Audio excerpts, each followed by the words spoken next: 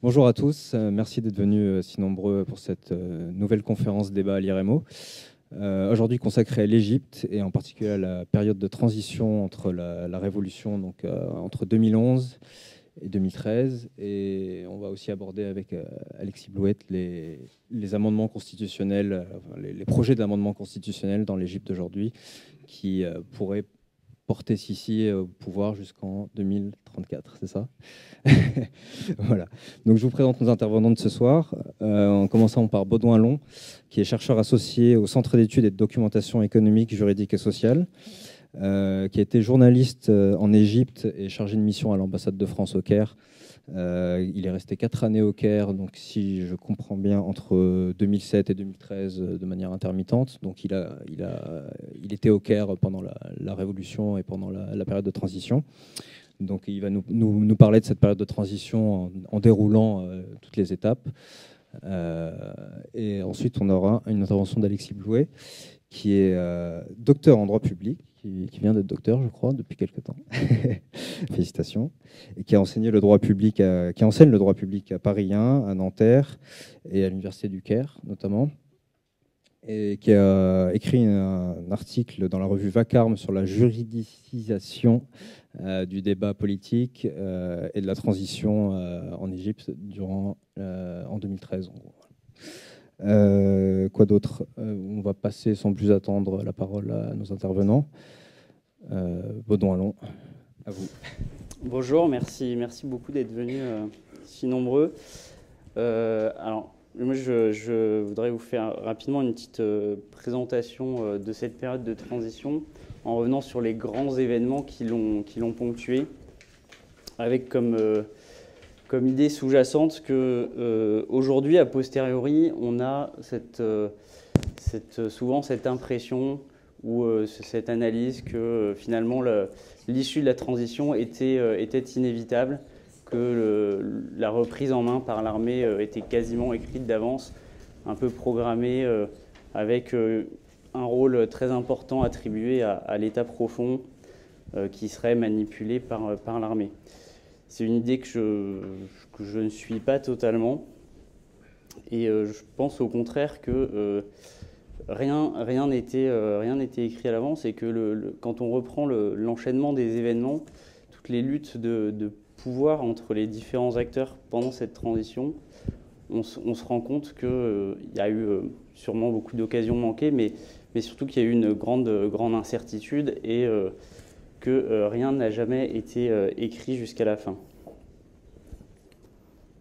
Donc, cette révolution qui commence le 25 janvier 2011 avec une démobilisation dont on se rappelle tous, elle dure, on a 18 jours de journées révolutionnaires, de mobilisation populaire qui font chuter Moubarak le 11 février 2011. La démission de Moubarak, qui est poussée dehors en fait par l'armée, et toute comparaison avec l'Algérie est bien sûr intéressante, mais on n'en tirera pas de conclusion trop hâtive. Donc Moubarak démissionne, pas tout à fait de son plein gré, et attribue le pouvoir au Conseil supérieur des forces armées, qui est une instance de 19 généraux, présidée par le ministre de la Défense, Tantawi.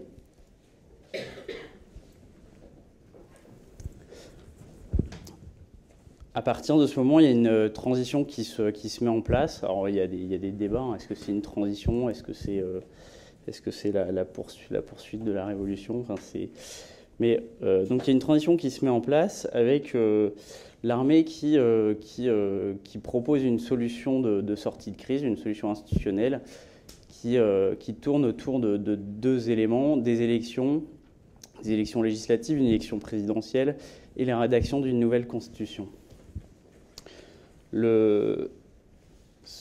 Cette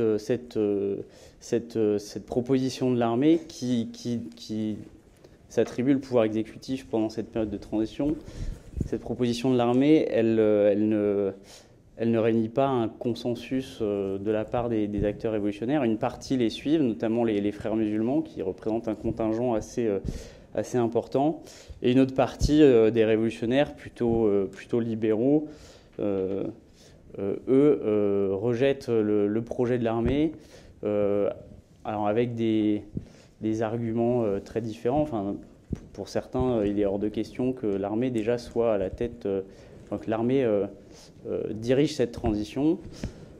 Pour d'autres, c'est un problème de calendrier. Il faudrait rédiger la constitution qui serait avant de tenir les élections.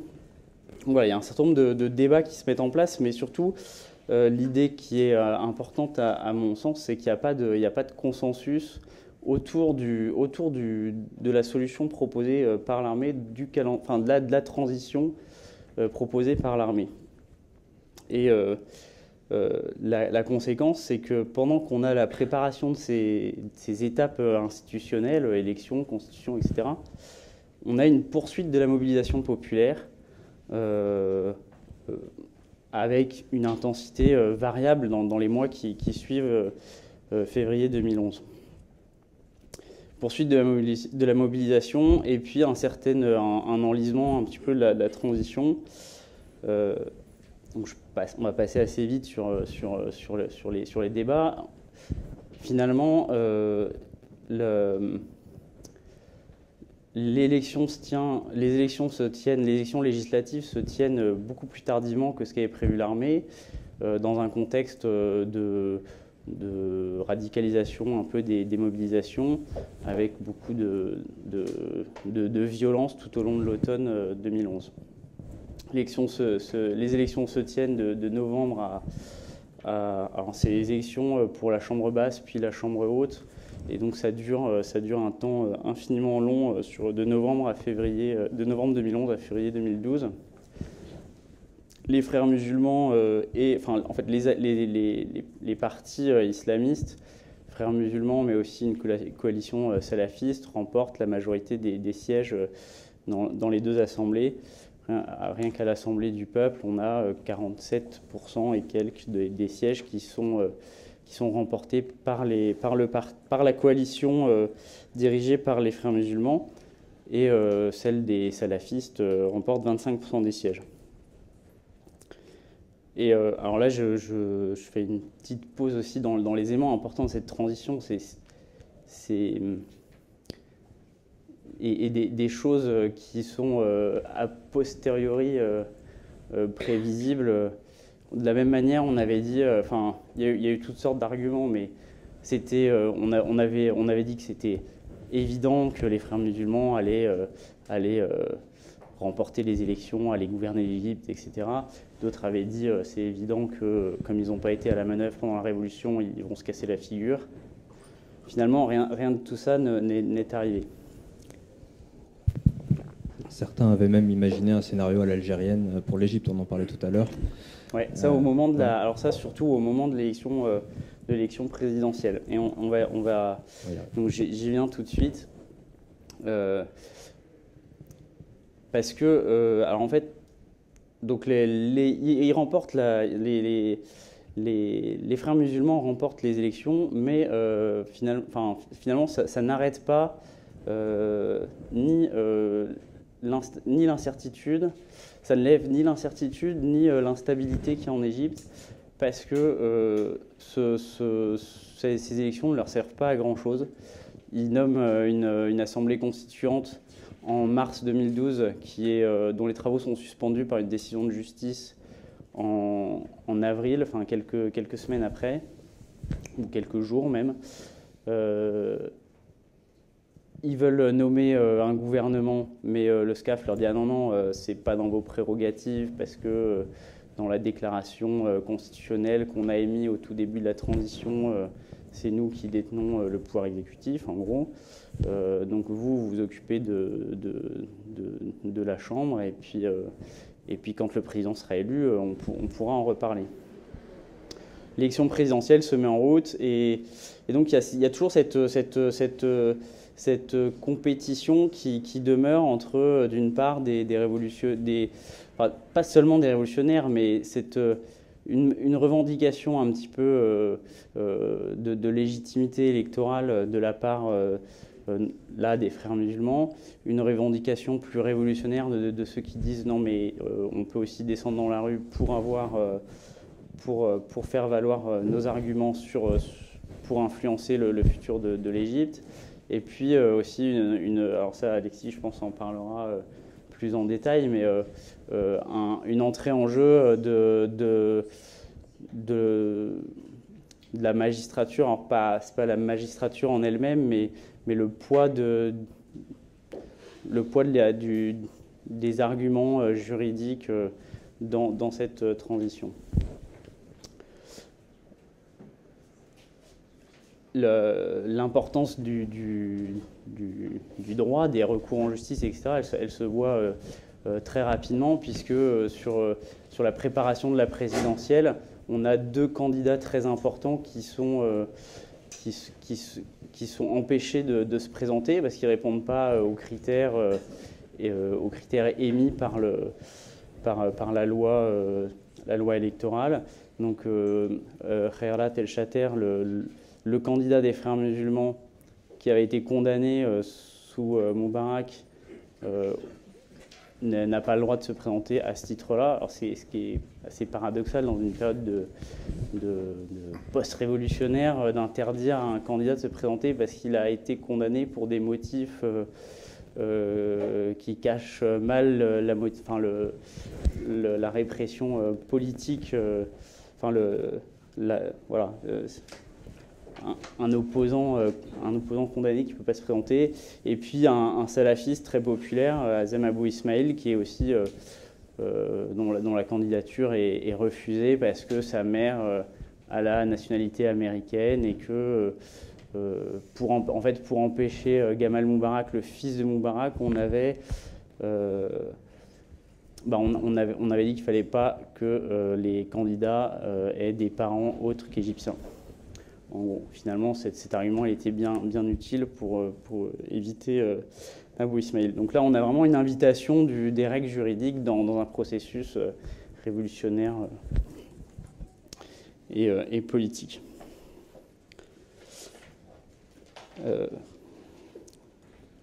Ce mélange des genres, il se poursuit vraiment au moment de la présidentielle. Donc le premier tour fait sortir des urnes Mohamed Morsi, le candidat frère musulman, et Ahmed Shafik, le dernier premier ministre de Moubarak, un général de l'armée de l'air, qui est vraiment le représentant de l'ancien régime. Et donc là, il y a une accélération de la situation de crise avec une partie des révolutionnaires et puis les frères musulmans, bien sûr, qui disent ça y est, l'armée va reprendre le pouvoir. Et donc c'est là qu'on arrive au scénario à l'algérienne où énormément de personnes disaient l'armée va interrompre le processus électoral ou le truquer et puis donner le pouvoir à Shafik, c'est évident. Les frères musulmans se cachent, on ne sait pas où ils sont, ils ont très très peur. Et puis les frères musulmans, eux, de leur côté, disent si le président qui sort des urnes à l'issue du deuxième tour est Shafik, nous, en gros, on refusera le verdict et on sera prêt à verser notre sang. Donc il y a aussi une menace très claire de relancer la mécanique de la rue. Alors même qu'ils savaient, je veux dire que personne ne pouvait savoir à ce moment-là si Shafik aurait pu être élu avec une majorité des voix, que c'était pas impossible. Au même moment, on a aussi la dissolution, je crois que c'est la Haute Cour constitutionnelle qui dissout qui prononce la nullité de la loi électorale pour les élections législatives et la dissolution de l'Assemblée du peuple qui avait été élue quelques mois plus tôt. Donc tout ça, ça alimente un petit peu le chaos et la crispation autour de cette élection présidentielle. finalement, Morsi est élu, donc tous les scénarios à l'algérienne s'envolent. Et non seulement il est élu, mais au bout d'un mois, il dégage Tantawi, donc le ministre de la Défense, et il nomme Abdel Fattah el-Sisi. Et à eux deux, ils vont limoger 200 généraux, enfin 200 officiers supérieurs, et faire un petit aggiornamento en haut de la hiérarchie militaire. Et donc là, on va dire que Sisi est la taupe des frères au sein de l'armée et qu'il les a bien servis, etc. L'armée se retire, elle n'a plus de... donc Morsi lui retourne son pouvoir par une nouvelle déclaration constitutionnelle. C'est un des leitmotivs aussi de cette transition, c'est de s'appuyer sur des textes juridiques, pour se prévaloir d'une légitimité qui n'est ni révolutionnaire cette fois-ci, ni électorale, mais la légitimité qui repose sur des textes auxquels on apporte un poids très très fort. Donc Morsi se débarrasse de l'armée, entre guillemets. Il escompte sûrement sur bénéficier du soutien de Sisi et de la nouvelle génération qui est montée au pouvoir, qui est montée en grade dans l'armée, en fait, qui n'est pas montée au pouvoir, mais qui est montée en grade dans l'armée. Mais la transition n'est pas finie, puisque la Constitution n'est pas écrite. Il y a une assemblée du peuple à réélire, donc la Chambre basse. Et en plus, il y a des magistrats qui veulent remettre en cause la nouvelle assemblée constituante qui avait été élue par l'Assemblée du peuple, qui elle-même a été dissoute. Donc les enjeux tombent pas après cette présidentielle. Et il y a à nouveau, on a à nouveau une nouvelle crise en décembre 2012 qui survient parce que donc l'Assemblée constituante essaye de rédiger un texte constitutionnel. Alors là, c'est vraiment le sujet d'Alexis qui pourra en parler plus en détail. Mais elle essaye de rédiger une nouvelle constitution. Ça crée des tensions assez fortes entre les frères d'un côté et puis les libéraux révolutionnaires. Enfin bon, c'est des catégories qui sont utiles mais qui ne sont pas très justes. Et puis la magistrature qui doit rendre un verdict en fait en décembre sur la légalité de cette assemblée constituante. Donc le comité, l'assemblée constituante accélère ses travaux et Mohamed Morsi, pour éviter qu'il y ait à nouveau une suspension de la constituante et qu'il faille reprendre tout le processus à zéro, décide d'émettre une nouvelle déclaration constitutionnelle dans laquelle il dit cette assemblée constituante, elle peut pas être dissoute par décision de justice et les décisions du président peuvent pas être susceptibles de recours jusqu'à la validation, jusqu'à l'adoption de la nouvelle constitution. Donc ça provoque de grands débats, des mobilisations importantes, des violences devant le palais présidentiel, et puis des accusations de dictature à l'égard des frères. L'armée, elle, ne fait rien. En tout cas, elle réagit peu ou pas de manière très, très visible. Cette crise autour de la Constitution, qui finalement est adoptée le 25 décembre 2012, cette crise autour de la Constitution, elle radicalise complètement les acteurs, avec d'un côté un Mohamed Morsi et son entourage frériste qui deviennent très, très isolés, et puis une opposition constituée de gens qui sont à la fois des gauchistes, des libéraux, des révolutionnaires, des gens d'ancien régime, qui arrive pour une fois à s'allier un petit peu contre Mohamed Morsi. Et là, il y a en avril 2013, alors qu'il n'y a plus du tout aucun consensus, un groupe se forme, Tamarod, qui fait signer une pétition demandant au président de partir, avec comme objectif, il faut qu'on réunisse 15 millions de signatures pour avoir plus de signatures qu'il n'a eu de voix. Et donc, il y a un petit papier bleu et blanc qui circule partout en Égypte, avec des gens qui l'impriment, qui le font signer dans la rue, dans les stations essence, etc. Tamarod dit avoir récolté 22 millions de signatures, je crois. Enfin, bon, personne n'a pu vérifier la véracité des 22 millions de signatures. Mais enfin, il y a un nombre, en tout cas, il bénéficie aussi d'un soutien important des médias et il y a un vrai mouvement. Il y a aussi une vraie colère, une déception de la part de beaucoup de gens vis-à-vis des frères musulmans. Le mouvement Tamarod organise une manifestation contre Morsi le 30 juin 2013. Et manifestation vraiment, qui a eu un grand succès avec une participation énorme, probablement une des plus grosses mobilisations depuis janvier 2011.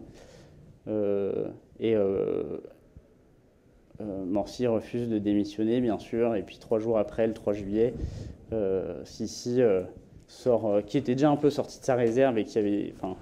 Mais bon, là, il reprend les choses en main, et il le fait de manière beaucoup plus intelligente que Tantawi, puisqu'il s'entoure d'un certain nombre de représentants de l'opposition et de la société civile. Donc il y a Mohamed El Baradei qui est un peu la caution révolutionnairo-libérale. Il y a le Cheikh El-Azhar, il y a le pape copte, il y a des salafistes.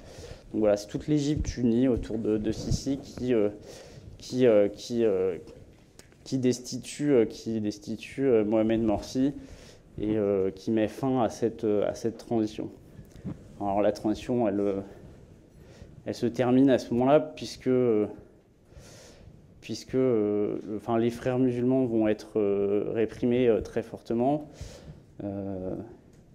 et bientôt interdits, déclarés organisation terroriste. Donc il n'y a plus aucun pôle d'opposition à cette reprise en main, qui en plus se fait, c'est plus l'armée qui gère directement, c'est le président de la haute cour constitutionnelle qui assume les pouvoirs de transition, et Sisi, lui, n'est que le ministre de la Défense. Il reste à sa place, bien sûr, jusqu'à ce qu'il soit intronisé par le CSFA pour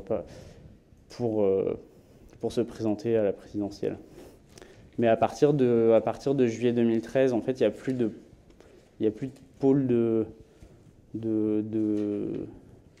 En fait, il n'y a plus qu'un seul parti. Et même les libéraux révolutionnaires, comme ils ont soutenu Sisi, ils peuvent et le coup d'État ou le renversement de Sisi ou la révolution du 30 juin, selon les points de vue, les opposants et révolutionnaires d'autrefois, ils sont quand même partiellement décrédibilisés s'ils se retournent contre l'armée qui n'a pas vraiment pris le pouvoir, enfin en tout cas dans les formes. Merci Baudouin. Il y a quelque chose de très intéressant dans ton livre que je présente à l'assistance, donc l'Égypte de Moubarak à Sisi, qui est sorti en mars, je crois, c'est ça, février, janvier, pardon. Il y a quelque chose de très intéressant, c'est l'idée dont tu parles sur l'état profond égyptien, parce que une fois ce moment de la transition passé, il y a eu la tentation d'un récit ultra cohérent présentant ce moment de la transition comme une reprise en main du pouvoir par l'état profond qui serait représenté par l'armée, et pour en gros éviter la transition, la tentation dynastique de Moubarak qui pensait-on voulait donner le pouvoir à son fils. Donc en gros l'armée aurait laissé faire la révolution pour ensuite reprendre les choses en main. Toi, tu nuances beaucoup cette idée-là. Et tu nuances notamment l'idée d'un État profond qui contrôlerait tout en Égypte. Ben, cette idée, elle est déjà en fait, il y a un autre élément de cette transition, c'est que la révolution, le contexte révolutionnaire, tous les débats et les luttes qu'il y a eu ont eu un impact très fort sur les acteurs qui ont eux-mêmes évolué. Et donc l'armée de 2011, c'est quand même pas tout à fait celle de 2013. Je ne sais plus quel âge avait Tantawi en 2011, mais bon, il avait je sais pas, 75 ans. Il était ministre de la Défense depuis 91, voilà, je crois, c'est ça? Oui. Ouais. Donc, et Sisi avait 57 ans. Enfin, il n'avait pas l'âge qu'il aura quand il sera encore président en 2032. Enfin, il avait, en 2032, il n'aura pas l'âge qu'avait Tantawi, pardon. Donc l'armée, elle a pas tout organisé, et quand elle se retire en août 2012, donc un mois et demi après l'élection présidentielle, elle est probablement assez sincère entre guillemets. Pour le coup, sa popularité a été très écornée par sa gestion pas très à droite de la transition. Donc elle se retire dans les casernes, et il y a des débats en interne, il y a des officiers qui veulent certainement pas laisser les frères musulmans conserver le pouvoir. Mais en tout cas, Sisi, par exemple, est beaucoup plus prudent. Et pour le coup, Sisi, il craint le scénario à l'algérienne, c'est-à-dire de la guerre civile déclenchée parce que l'armée, à cause d'une reprise en main trop violente de l'armée. Si Sisi finit par intervenir en juillet 2013, c'est pas juste parce que l'armée parce que dans la notion de l'État profond, il y a deux choses. Deux choses qui sont mises en avant. Qui sont mises en avant, c'est d'abord le fait que l'armée contrôle, par exemple, la magistrature.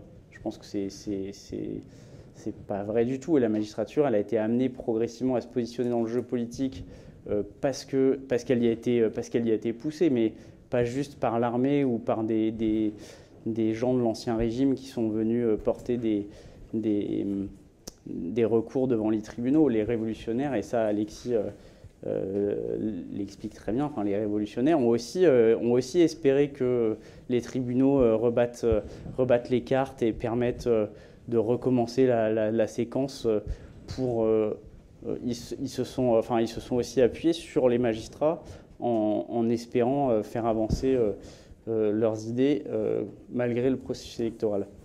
La deuxième chose, c'est l'armée qui aurait fabriqué la manifestation de Tamarod et qui l'aurait financée, qui aurait été très proche des fondateurs, etc. C'est très vrai, mais les millions de personnes qui sont descendues dans la rue, ils n'ont pas été... ça reflète un vrai mécontentement populaire qui est alimenté, bien sûr, par les médias, etc. Mais c'est quand même beaucoup plus complexe qu'une explication sur un quasiment complotiste, sur les frères, sur l'État profond. Et, alors, on a une autre question aussi. Alors, c'est sur le Sinaï. Alors, on sait que le président Sisi et tout le régime égyptien utilisent beaucoup la menace du Sinaï pour essayer de créer une espèce d'identification entre la menace terroriste et les frères musulmans. Qu'en est-il exactement? Est-ce que les frères musulmans sont impliqués dans la lutte armée? Pourquoi l'armée égyptienne a autant de mal à en finir avec Daesh, parce que Daesh est effectivement présent au Sinaï. Voilà, qu'en est-il? Quels sont les liens entre les frères musulmans révolutionnaires et cette tendance violente qui s'exprime dans le Sinaï? En fait, le Sinaï, il y a une montée en puissance de groupes, d'actions terroristes dès 2011. Et puis, en tout cas, la résurgence du terrorisme, elle arrive dès 2011. Et il y a une vraie montée en puissance à partir de 2013, avec des groupes qui, au début, sont un petit peu...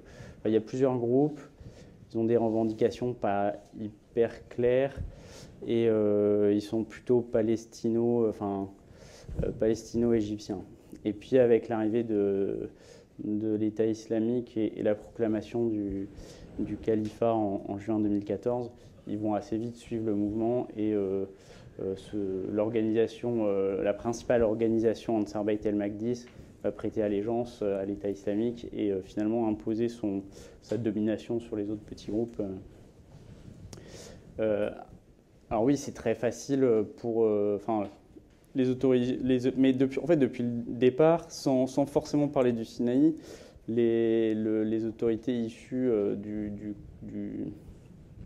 du renversement de Mohamed Morsi, elles se sont appuyées sur ce discours antiterroriste. C'est ce discours qui a justifié aussi la répression de la place Rabaa el-Adawiya en août 2013. Répression qui a fait entre 800 et 1200 morts selon les estimations basses. Et le Sinaï aujourd'hui, bien sûr, permet de donner un argument. Après, ce que je trouve intéressant, moi, c'est de voir que finalement ce groupe, il n'est pas très important. C'est 1 millier de personnes. Les estimations continues et maximales, c'est 1000-1200 personnes. On parle de Daesh dans le Sinaï, c'est ça? Dans le Sinaï, oui. Et les Égyptiens qui ont rejoint Daesh en Syrie, c'est mineur, quoi. Il y en a peut-être vraiment beaucoup moins que de Tunisiens. Donc je ne suis pas sûr qu'il y ait eu une adhésion très massive des militants frères musulmans à ces groupes. C'est même certain que non.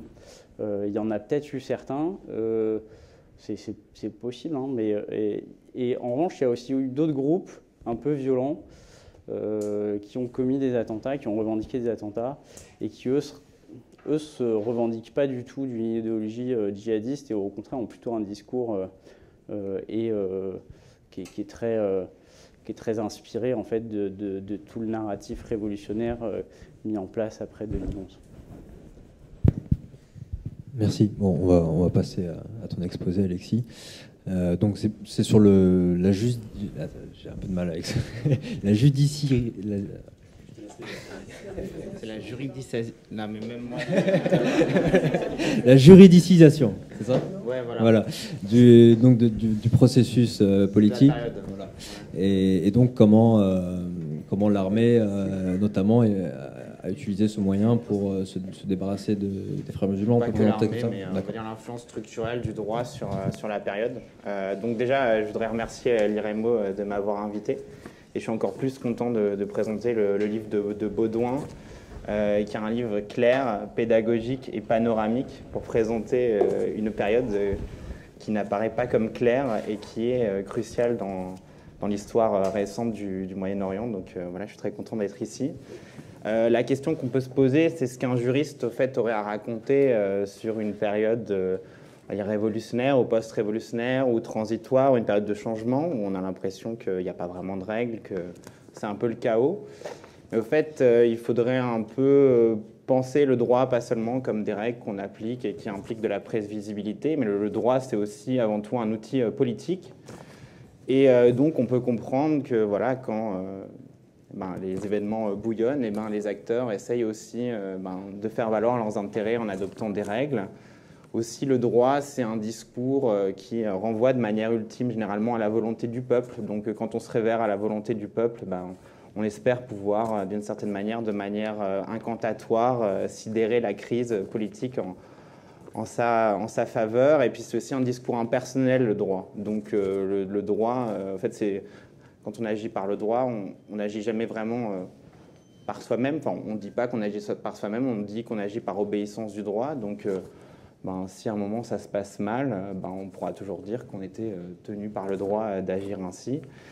Et il faut aussi... C'est une sorte de transcendance, c'est ça, qui dépasse... Voilà, c'est un peu la mythologie des États contemporains, le respect du droit. Donc voilà, on peut comprendre que ça soit propice aussi à des périodes post-révolutionnaires, et aussi ça permet, dans des périodes où on a un peu du mal à comprendre ce qui se passe, notamment pour les acteurs. Les acteurs institutionnels peuvent recréer de l'intelligibilité en se référant au droit, parce que voilà, c'est une culture commune qui est partagée entre les acteurs étatiques. Voilà, les acteurs connaissent les règles qui ont été appliquées avant en Égypte. Ils connaissent la manière de raisonner des juristes. Donc le droit peut être finalement propice et présent dans ces moments, on va dire, post-révolutionnaires ou de situations révolutionnaires qu'on estime chaotiques. Et donc les juristes peuvent aussi avoir quelque chose à raconter.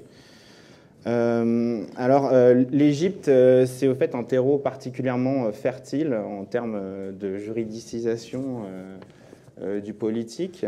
Le droit a été très important en Égypte, où le discours juridique, où les juristes ont été importants en Égypte dans la construction de l'État moderne, notamment parce que c'est des juristes qui ont défendu l'indépendance de l'État égyptien devant la Société des Nations Unies, pour se libérer du joug britannique.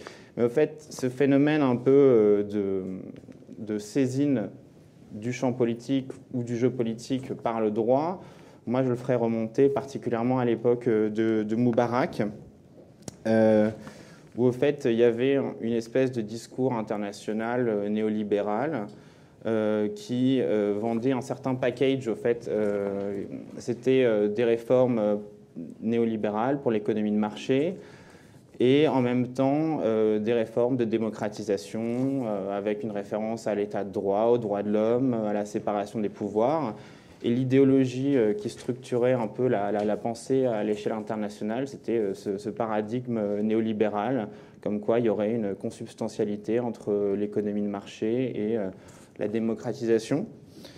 Et au fait, Moubarak, à mon avis, il était plus intéressé par l'aspect développement de l'économie de marché que par l'aspect démocratisation, comme vous vous en serez douté. Notamment parce que voilà, il essayait de créer des circuits économiques alternatifs à ceux de l'armée, notamment avec des zones d'affaires qui lui étaient inféodées, puis qui étaient inféodées à son fils. Mais bon, pour faire bonne figure, il a accepté aussi de faire des réformes démocratiques, ou avec un langage démocratique. Mais comme il était malin, il avait des juristes avec lui. Et donc, il avait des juristes qui, en fait, à chaque ouverture démocratique dans les textes, faisaient valoir leur science de l'ingénierie juridique pour atténuer les effets que ça pourrait avoir réellement en termes d'ouverture du champ politique. Donc, par exemple, il a fait une réforme constitutionnelle, une révision constitutionnelle, Moubarak, pour accroître le pouvoir du Parlement.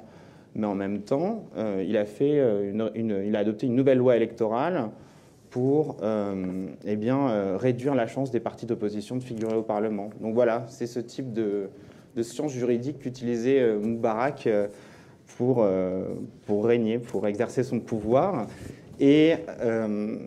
Et au fait, l'opposition s'est un peu pris au jeu. L'opposition, elle a fait avec ce qu'elle avait, et elle voyait bien qu'il y avait ce discours de démocratisation utilisé par Moubarak, et qu'en réalité, ça ne se traduisait pas par une réelle ouverture du champ politique. Donc, dans sa rhétorique, l'opposition a commencé à utiliser la référence au constitutionnalisme, à l'état de droit, et pour pointer les incohérences entre le discours officiel et puis les pratiques politiques. Et puis l'opposition a aussi cru réellement que le droit était un enjeu du changement, que si on révisait la Constitution, on pourrait vraiment démocratiser l'Égypte, que si on adoptait de nouvelles lois, on pourrait vraiment aussi ouvrir le champ politique. Donc elle a aussi un peu cru à cette espèce d'idée du changement par le droit. Et aussi, elle a vu les juges qui avaient vu leur pouvoir accru par Moubarak, notamment pour pouvoir rassurer les investisseurs internationaux. Elle a vu les juges comme des espaces ou des individus envers qui elle pourrait apporter ces demandes de changement ou s'opposer à la volonté du régime. Donc déjà, au fait, avant la révolution du 25 janvier 2011, il y a une forte, on va dire, juridicisation du champ politique en Égypte. Et très vite, donc après la chute de Moubarak, eh bien, cette juridicisation va aussi s'étendre à la période post-révolutionnaire. Et pour moi, en fait, il me semble qu'elle permet de comprendre en fait, l'échec de cette situation révolutionnaire. Alors, je définis l'échec de cette situation révolutionnaire comme la possibilité pour tous les acteurs de l'opposition institutionnelle à Moubarak, c'est-à-dire les islamistes, et là je me réfère particulièrement aux frères musulmans, qui étaient déjà dans une forme d'opposition institutionnelle à Moubarak, et aussi ce que j'appelle les séculiers, mais qui regroupent tout un tas de sensibilités politiques allant du libéralisme bourgeois au socialisme. Pour moi, leur échec, c'est de ne pas avoir réussi à créer un accord, à faire bloc pour contrôler l'État.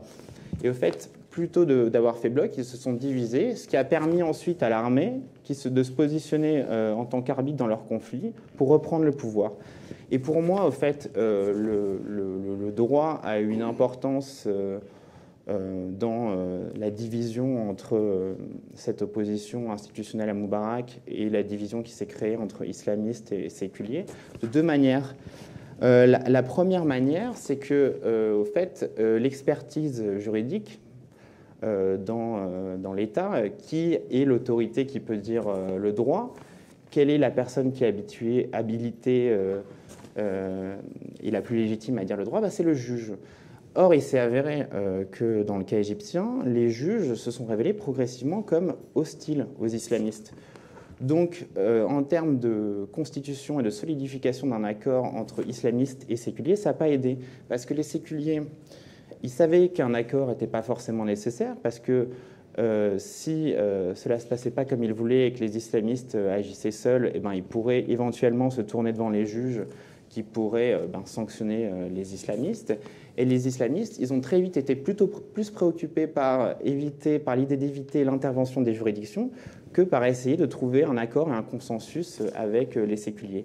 Et donc, au fait, les juges ont participé à la division du champ politique qui a de l'opposition institutionnelle à Moubarak, qui a ensuite permis à l'armée de se positionner en tant qu'arbitre et de reprendre le pouvoir. Et l'autre chose liée à la juridicisation du politique dans la période révolutionnaire et comment aussi ça permet d'expliquer cet échec de la situation révolutionnaire, c'est au fait la manière dont les acteurs politiques, et notamment aussi les islamistes et les séculiers, se sont complètement focalisés sur le contenu des textes constitutionnels et sur le contenu des textes juridiques.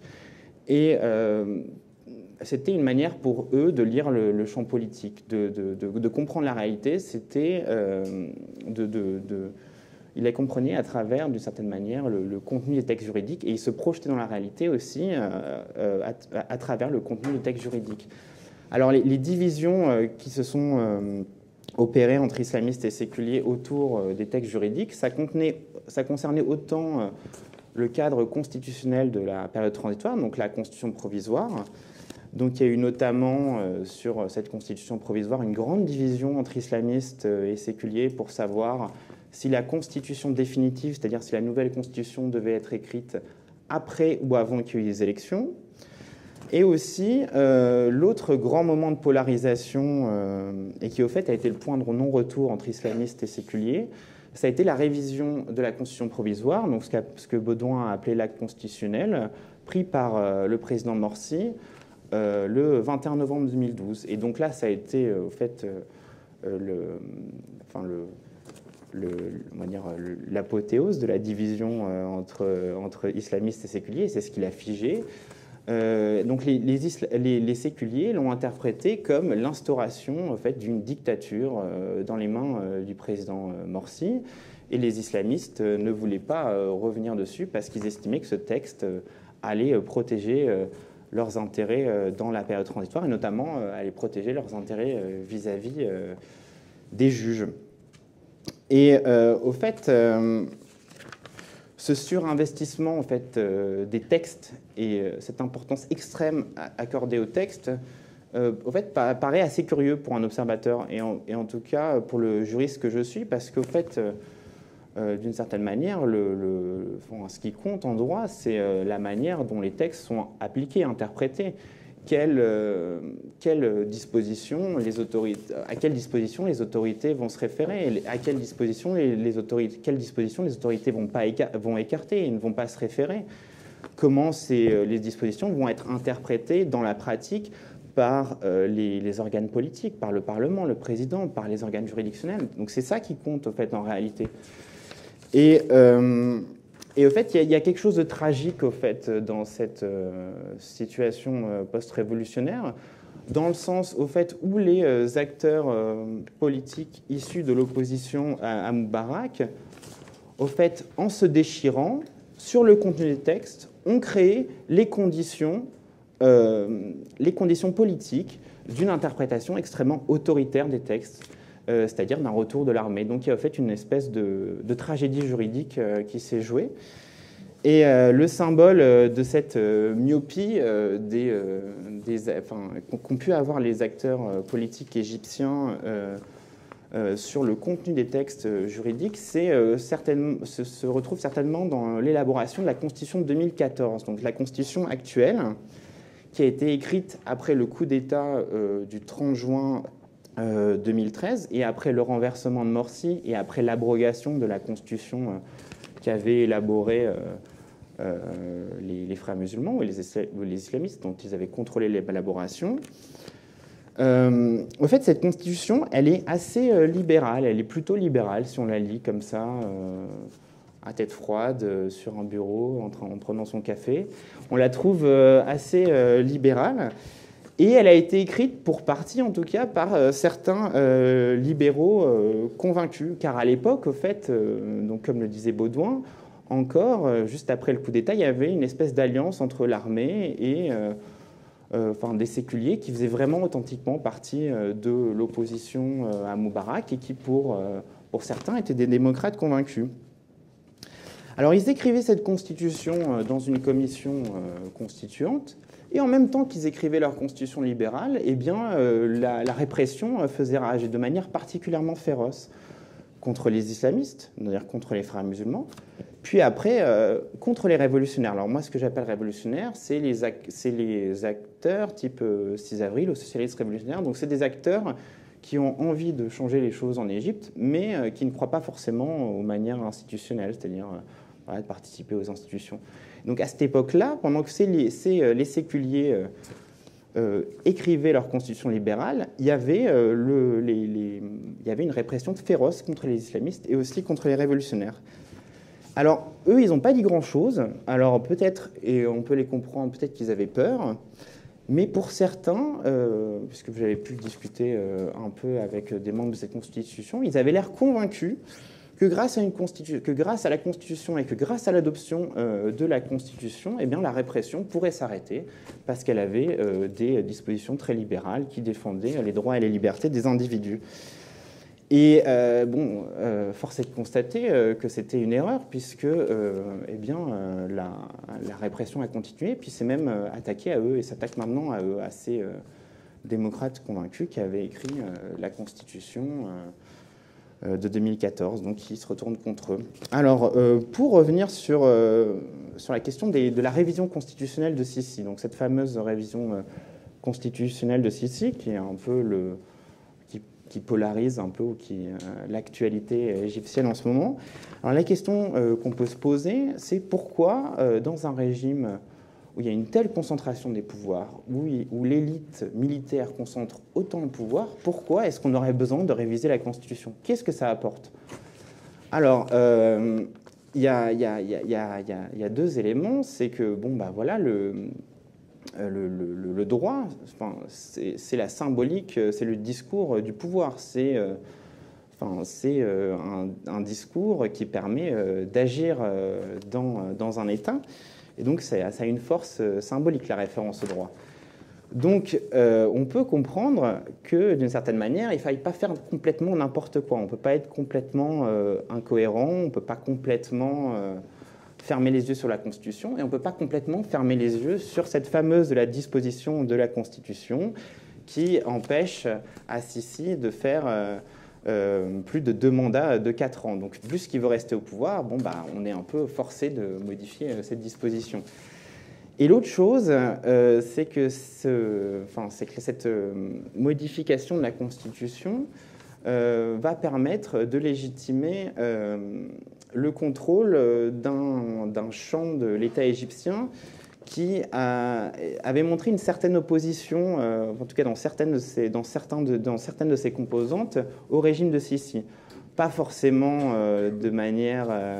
pas forcément pour des intérêts démocratiques, pas forcément pour le bien de l'opposition politique, mais pour ses propres intérêts, qui était la magistrature, qui s'était émue des actions politiques de Sisi et qui s'y était opposée quelquefois. Et donc cette révision de la Constitution va notamment permettre de renforcer le contrôle de l'élite militaire et du pouvoir politique et des organes politiques sur la magistrature, notamment en créant un organe que Sisi présidera et qui aura un pouvoir de régulation sur le fonctionnement de la magistrature et notamment un pouvoir de décision sur l'avancement de la carrière des magistrats, donc qui permet de mettre la pression sur les magistrats qui pourraient être réfractaires. Et hors du contenu de cette révision constitutionnelle, ce qui est intéressant, c'est pour le pouvoir, c'est peut-être le processus en lui-même, parce qu'une révision de la Constitution, ça met quelque chose en branle, c'est un peu un rituel, donc il faut que ce soit demandé par le Parlement, puis après il faut qu'il y ait un référendum. Et donc tout ça, ça permet au fait de mettre en scène une unité de différents corps, donc du Parlement, du corps électoral, d'une unité autour du président Sisi. Et donc ça a eu un peu une vocation plébiscitaire pour renforcer son autorité. Et en fait, ça met en scène une unité autour du président Sisi à très peu de frais, puisque finalement, le Parlement lui est complètement inféodé. Et il n'y a pas les conditions pour une opposition politique pour s'exprimer. Donc de toute façon, il est quasiment certain que la révision constitutionnelle va être adoptée à un taux qui rivalisera probablement avec les dictatures bananières. Voilà. Donc, merci beaucoup. Merci beaucoup. Alors, juste pour être précis, ces révisions constitutionnelles, elles pourraient permettre à Sisi de rester au pouvoir jusqu'à... Est-ce qu'il pourrait se présenter à plusieurs mandats, en fait, c'est ça l'idée ? Moi, je pense que Sisi va rester au pouvoir jusqu'à ce qu'il ait envie de rester au pouvoir ou jusqu'à ce qu'il soit mis dehors. Donc, si on prend les choses de manière mathématique, en utilisant les textes juridiques, l'article tel qu'il est révisé, c'est jusqu'en 2034. Alors, je vais vous expliquer un peu le jeu et vous montrer l'ingéniosité des juristes égyptiens. Sisi, au fait, il avait le droit à 2 mandats de 4 ans. Donc, il a été élu en 2014. C'est ça ? Et réélu en 2018. Donc, et c'est marqué dans la Constitution qu'il n'a pas le droit de se présenter pour plus de 2 mandats de 4 ans. D'accord ? Donc, ça, c'était une idée des fameux démocrates qui avaient écrit cette Constitution, en se disant, ne vous inquiétez pas, vous n'allez pas avoir un nouveau Moubarak, on va empêcher un nouveau président de s'agripper au pouvoir avec cette disposition constitutionnelle. Et donc l'idée qu'ont eu les juristes du pouvoir, ça a été de dire, au fait, on change la durée du mandat, donc on ne dit pas que c'est un mandat de 4 ans, mais un mandat de 6 ans, et en changeant la durée du mandat, on repart à zéro, au fait, parce que c'est une nouvelle disposition constitutionnelle et c'est une nouvelle disposition constitutionnelle, donc il est président selon la Constitution pour la première fois. Donc il a le droit de rester au pouvoir 12 ans après 2022, ce qui fait 2034. Donc voilà. Et l'âge que vous aurez à ce moment-là. Et après, peut-être qu'il y aura une nouvelle génération de juristes affiliés au pouvoir, s'il veut rester un peu plus longtemps, qui trouvera un nouvel moyen de réviser la Constitution. Et alors, ça pose une question qui peut s'adresser à vous deux, d'ailleurs. Est-ce que ça prépare pas une forme, potentiellement un pouvoir personnel de Sisi qui pourrait poser des problèmes avec l'armée? Est-ce qu'on peut... Il y a une autre question qui se pose derrière celle-là. Est-ce qu'on peut absolument, maintenant qu'il est président et qu'il l'est pour longtemps vraisemblablement, assimiler Sisi à l'armée? Oui, je vais commencer. Là, c'est Baudouin. Moi, je pense qu'il a deux enjeux majeurs, Sisi, pour préserver son pouvoir personnel. C'est d'une part éviter qu'il y ait une nouvelle mobilisation populaire. Donc ça, c'est la grande crainte et c'est ce qui explique la répression très intense mise en place en Égypte depuis 2013. Et le deuxième enjeu, il est interne. C'est-à-dire que Sisi, quand il s'est présenté à la présidence, il n'a pas juste démissionné de l'armée en disant « bon, bah, moi je suis assez populaire, j'ai bien géré les choses, etc. » Il a demandé l'autorisation et il a été désigné par le Conseil suprême des forces armées comme le candidat. Donc le Conseil suprême des forces armées s'est réuni et a dit « on autorise le maréchal Sisi à démissionner et à se présenter à la présidence de la République ». Donc il était un peu désigné par ses pairs généraux pour se présenter. Donc il est pas, au moment où il se présente à la présidentielle en 2014, il n'est pas tout à fait libre vis-à-vis de l'institution militaire. En revanche, quand il devient président, ses propres intérêts, ceux de la présidence, sont plus tout à fait ceux de l'armée.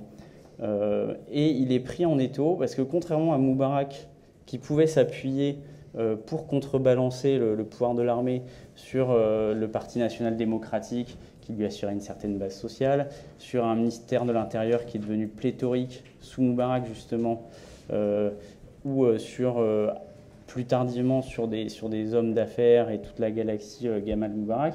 Sisi, lui, il a pas ça. Il a un ministère de l'Intérieur qui est quand même très affaibli à l'issue de la Révolution.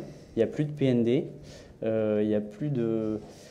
Et il y a l'armée qui, elle, est devenue très puissante. Donc ce dont il a besoin, en fait, c'est de mettre en place une... Et il sait, parce qu'il a déjà participé à 2 coups d'État, celui contre Moubarak, puisqu'il était déjà dans le Conseil suprême des forces armées, puis celui contre Morsi. Il sait très bien que l'armée peut tout à fait le démettre. Il l'a déjà fait 2 fois, ça peut se faire contre lui. Donc tout l'enjeu pour Sisi aussi depuis 2014, c'est d'arriver à mettre en place une stratégie anti-coup. Alors il a cette stratégie, elle est déjà la répression, c'est un gage donné à l'armée, puisque ce qui a conditionné l'intervention de l'armée en Égypte depuis 2011, c'est quand même la stabilité. C'est-à-dire que l'armée, elle est toujours intervenue pour préserver la stabilité. C'est en tout cas dans son discours. C'était peut-être une intervention à court terme, etc. Mais c'est vraiment quelque chose qu'elle a mis en avant et qui est très important pour comprendre le rôle de l'armée en Égypte. Donc Sisi, le régime réprime, ça permet de tenir l'armée à l'écart. Ensuite, il a donné un certain nombre de gages économiques à l'armée en lui donnant beaucoup plus de pouvoir qu'elle n'avait déjà. Mais il lui faut aussi mettre en place des contre-pouvoirs. Il n'a pas encore vraiment réussi à le faire, en tout cas pas de la même manière que Moubarak. Donc il s'y est pris un peu différemment. Et ce qu'il essaye de faire, c'est d'éviter qu'il y ait au sein de l'armée la consolidation d'autorité personnelle. Et donc depuis quelques mois avant la présidentielle en 2018 et quelques mois après, on a eu un turnover énorme au sein sur les plus gros postes dans l'armée. Donc le ministre de la Défense, qui lui est parti plus après la présidentielle. Mais avant ça, il y a eu les directeurs des services de renseignement, direction du renseignement militaire, les renseignements généraux, le chef d'état-major des armées, les généraux qui commandent les grandes armées de l'armée de terre. Donc tous ces gens-là ont été changés, ce qui est pas très coutumier en Égypte. Tantawi, on l'a vu, était resté ministre de la Défense pendant plus de 20 ans, peut-être 30 ans, pendant 20 ans. Donc ça, c'est une première stratégie pour éviter que ces gens, on les change un petit peu de place pour pas qu'ils consolident leur pouvoir et pas qu'ils puissent organiser en fait un nouveau coup d'État. Dans cette constitution, à mon avis, un élément intéressant, c'est qu'il reproduit la même stratégie avec les juges, puisque les juges, les présidents des principales cours avec ces nouveaux amendements constitutionnels ne pourront pas rester plus de 4 ans à leur poste. Donc c'est aussi une manière d'éviter qu'il y ait une consolidation des pouvoirs personnels et que l'armée puisse s'appuyer en fait sur la magistrature pour valider un potentiel coup d'État. Et dernière chose intéressante, c'est qu'il s'appuie de plus en plus sur les renseignements généraux dans son action. Alors les renseignements généraux en Égypte, il y a trois grands services. Il y a un service qui dépend un service de renseignement qui est la sûreté de l'État ou la sûreté de la nation maintenant, qui dépend du ministère de l'Intérieur. Il y a la direction du renseignement militaire et les renseignements généraux qui, eux, ne dépendent d'aucun ministère, contrairement aux deux autres, et répondent directement au président. Même s'il y a beaucoup de militaires à l'intérieur, ils ne sont pas structurellement dépendants de l'armée. C'est assez important. Et on le voit aujourd'hui, en tout cas, c'est une... Alors on n'est pas dedans, on ne sait pas exactement ce qui se passe, mais en tout cas, ce qu'on peut remarquer de manière imperceptible, c'est que les renseignements généraux sont de plus en plus impliqués notamment en diplomatie, ce qui était déjà le cas sous Moubarak, mais ça revient. Et par exemple, le Parlement actuel, qui a été un petit peu travaillé, préparé par l'élection de 2015 a été préparée et manipulée un peu par les renseignements militaires. Aujourd'hui, les amendements, ils ont été préparés par les renseignements généraux. Voilà, donc il y a un transfert, un peu une volonté d'équilibrer entre ces deux services. Merci Baudouin, merci Alexis. Je propose qu'on passe aux questions de l'assistance. Je vois un monsieur là-bas, je sais pas si c'est un micro qui circule. Merci, je suis Jean-Pierre Faugère, j'étais coopérant en 2008-2012 en Égypte. Sur le deuxième exposé, il y a un mot qui me surprend un petit peu, c'est le mot de séculier. Le mot séculier, ça veut dire qui prend du champ par rapport à l'Église. Or, il n'y a pas d'église chez les sunnites. Les frères musulmans, c'est pas une église. El-Azhar, qui est une autorité religieuse en Égypte, a toujours pris la distance par rapport aux frères musulmans. Donc séculier, quand on sait que parmi ces séculiers, il y a des chrétiens aussi qui sont pas particulièrement, qui prennent pas tellement de champ par rapport à l'Église, je suis un peu surpris. Je suis un peu surpris aussi que vous parliez de libéralisme économique de Moubarak, parce que 40% de l'économie est sous l'emprise de l'armée, et que le libéralisme hérité l'intervention de l'État, l'étatisme hérité de Nasser est très important. Mais c'est surtout, sur le premier exposé, je voudrais poser une question, parce que c'est très intéressant que vous disiez qu'il n'y a pas de fatalité à ce qui s'est passé. Moi, ce que je trouve surprenant, c'est quand même, en novembre 2011, il y a 75% de la population qui vote pour les salafistes ou pour les frères musulmans. 6 mois après, Morsi est élu. Il y a des gens, des démocrates, par exemple Alal Aswani, qui appellent à voter pour lui. Aujourd'hui, il est sévèrement poursuivi, enfin sévèrement brimé par le nouveau régime. Donc, et un an après, il se plante complètement. Et il y a toute la population qui se manifeste, qui signe des papiers blancs. Alors, pourquoi? Ce qui est intéressant dans votre thèse, c'est l'idée. Il n'y a pas de fatalité. Mais alors, quelle est votre explication pour dire comment les frères musulmans se sont plantés comme ça, de façon magnifique, en un temps record? Parce que c'était pas du tout écrit. C'est pas sûr qu'ils aient gagné les élections, que Morsi... Bon, il y a beaucoup de discussions là-dessus. C'est pas sûr que Morsi ait gagné les élections. Mais enfin bon, c'est sûr que en novembre 2011, il n'y a pas eu... c'est pas les 75% des frères musulmans et des salafistes ne s'expliquent pas par de la fraude. Enfin voilà, donc c'est ça mes questions. Merci. J'ai pas compris au fait, qu'est-ce que quand vous avez dit que les frères musulmans sont pas séculiers, c'est ça? Non, c'est pas une église. Mais séculier, ça veut dire qu'il prend du champ par rapport à l'église. Si vous n'avez pas d'église, vous n'avez pas de séculier. Il n'y a pas de séculier en Égypte. Les sunnites n'ont pas d'église. Les chiites ont des églises, mais les sunnites, il n'y a pas d'église chez les sunnites. Les frères musulmans, c'est pas une église. Donc, être contre les frères musulmans, c'est pas être séculier. C'est même pas être laïque parce que, de toute façon, en Égypte, 99% de la population est soit chrétien, soit musulman. Donc, c'est un mot que vous prenez du vocabulaire français, que vous calquez sur une réalité égyptienne qui, à mon avis, ne correspond pas à la réalité. C'est tout, c'est une petite remarque de vocabulaire. Mais au fait, je comprends votre définition en fait, du terme séculier. Non, je viens de regarder sur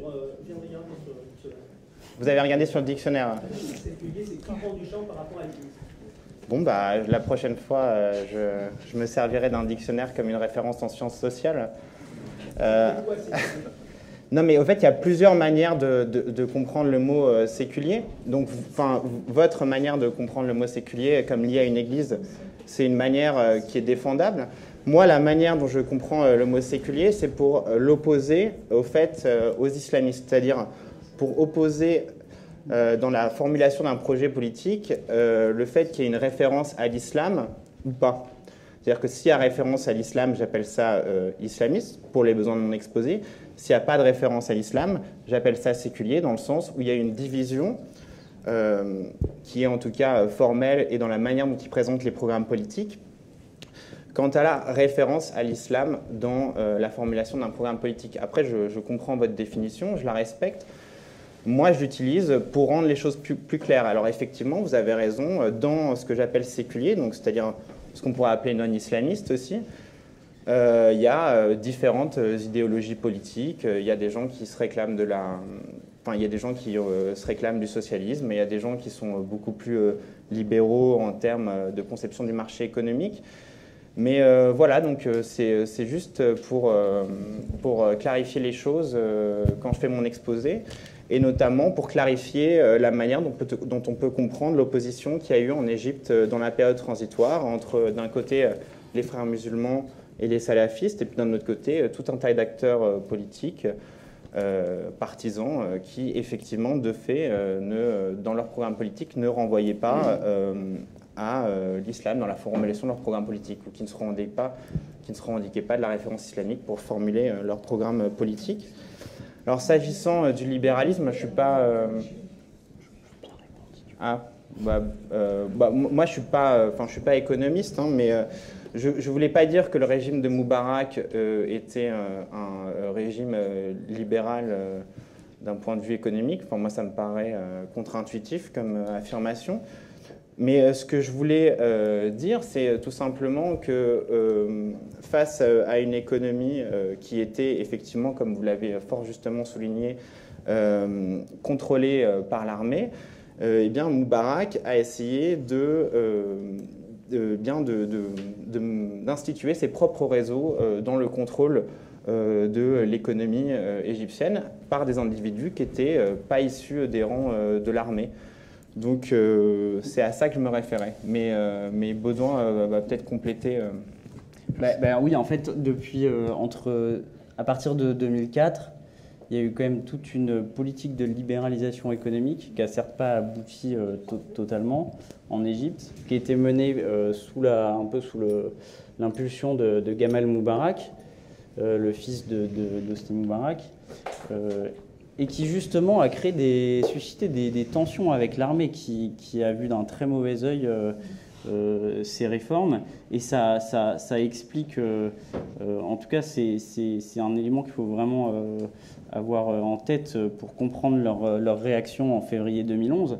C'est-à-dire qu'ils ont aussi vu dans la révolution une opportunité pour se débarrasser de Gamal Moubarak, pour mettre fin au scénario de transition dynastique qui était en train de se dessiner, et pour se débarrasser de toute la clique d'hommes d'affaires qui gravitait autour de Gamal Moubarak et qui, à long terme, étaient susceptibles d'empiéter sur leurs propres prérogatives économiques et politiques.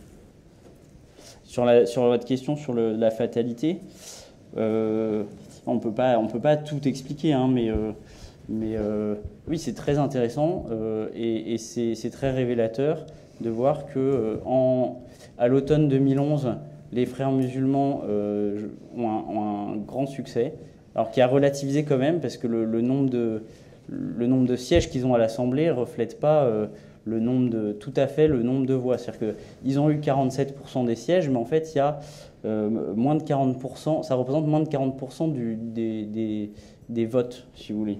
Il y a un système de pondération ultra compliqué que je ne pourrais pas vous réexpliquer, mais en tout cas, en 2011, il n'y a pas 47% des électeurs qui ont voté pour les frères. Donc déjà, ça permet de nuancer un tout petit peu.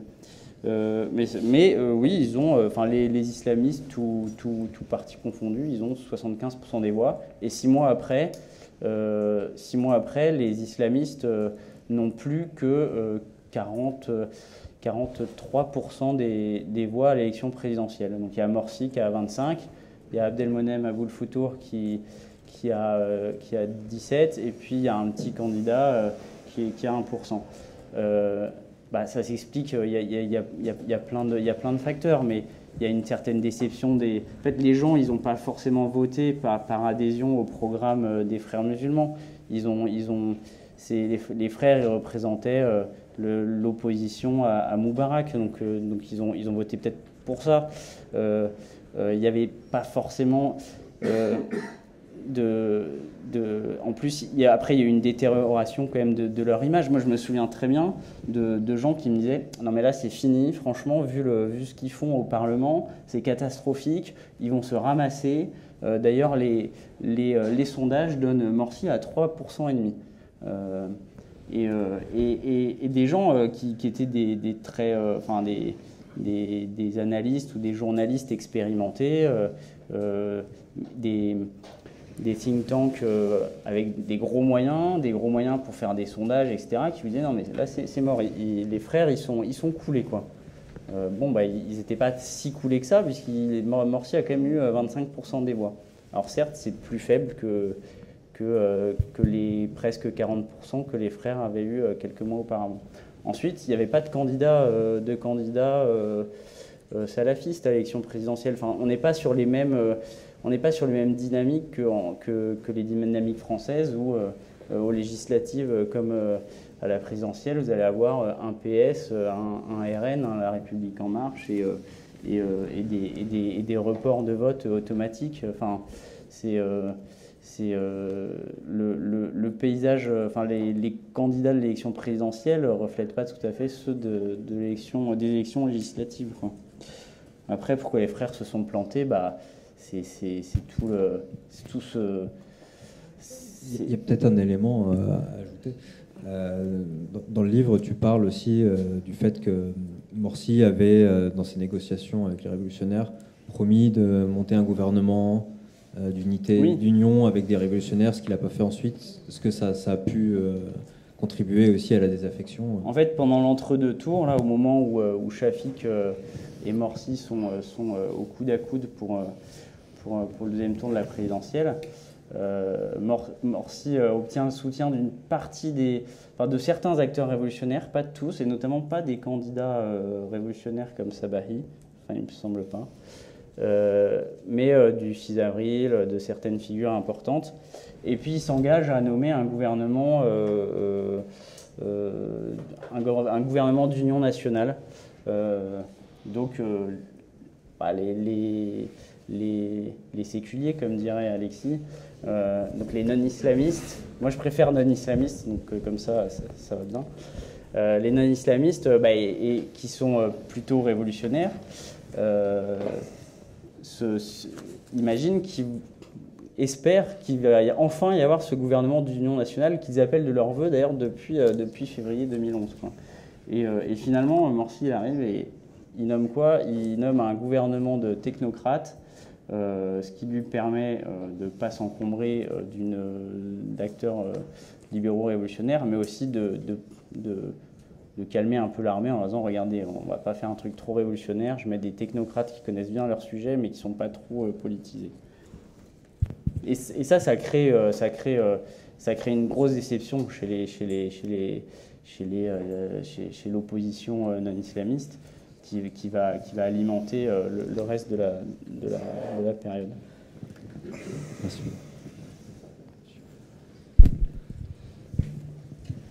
Bonjour. En fait, ma question, c'est à M. Baudouin. En fait, au début, vous avez raconté un peu sur l'histoire depuis 2011. Et vous avez mentionné un peu le terrorisme qui s'est passé. Et en fait, la question, qu'est-ce qui vous mène à dire que les frères musulmans n'ont pas du tout participé au terrorisme, en fait? Je ne dis pas qu'ils n'ont pas du tout participé. Je dis qu'ils ont, étant donné les chiffres qu'on a sur le nombre de militants de Daesh dans le Sinaï, donc on est sur quelques centaines de militants, avec un pic à 1200, enfin on sait, enfin là aussi on ne sait pas, on est très dépendant de ce que peuvent donner les différentes autorités des pays qui s'intéressent à ça. En l'occurrence, c'est des chiffres donnés par les Israéliens ou les Américains. 1200 militants dans le Sinaï, on est très très loin des centaines, des dizaines de milliers de militants frères musulmans. Donc c'est ça qui me permet de dire qu'ils n'ont pas rejoint Daesh. Voilà. Il n'y a pas eu de phénomène de vase communicant, quoi. Non, pas du tout. Je pense pas, mais c'est d'ailleurs très intéressant de voir qu'il y a très peu une insurrection assez limitée en nombre, et puis très peu d'Égyptiens qui sont partis combattre au Levant, que ce soit en Syrie. Peut-être ils étaient en contact quand même. Il y a peut-être eu des contacts où c'est pas du tout impossible. Ça, je mettrais pas ma main à couper, quoi, mais. Oui, alors, oui, j'avais une question pour Alexis, mais je voulais juste rebondir sur ce que vous disiez, monsieur, à propos de séculier, la question séculier laïque. C'est vrai, autant laïque, c'est vraiment lié à la religion catholique, hein, c'est quelque chose de très spécifique. Autant séculier, étymologiquement, c'est-à-dire qu'il agit dans le siècle, donc il refuse la transcendance divine. Donc autant dans le cas européen, dans le cas historique européen, ça relève de l'Église, autant dans le cas de l'islam sunnite, la question est celle de la charia. Est-ce qu'on applique la charia ou pas? Ceux qui pensent que la charia n'a rien à faire en droit positif peuvent être qualifiés de séculiers sans exagérer, je pense. La question que j'avais pour toi, Alexis, c'était par rapport à la réforme constitutionnelle, parce que j'ai pas du tout suivi la révision constitutionnelle, j'ai pas du tout suivi ce dont tu parlais sur le contrôle des juges. Est-ce que ça concerne l'ensemble de la justice? Parce que d'après ce que j'ai vu depuis 2013, la justice judiciaire, finalement, n'a pas l'air de poser trop de difficultés au régime. C'est plutôt la justice administrative qui est réticente. Donc est-ce qu'il s'agit de contrôler aussi la carrière des juges administratifs? Ou est-ce que... Enfin, quelles sont les dispositions précises qui sont mises ici dans cette révision constitutionnelle?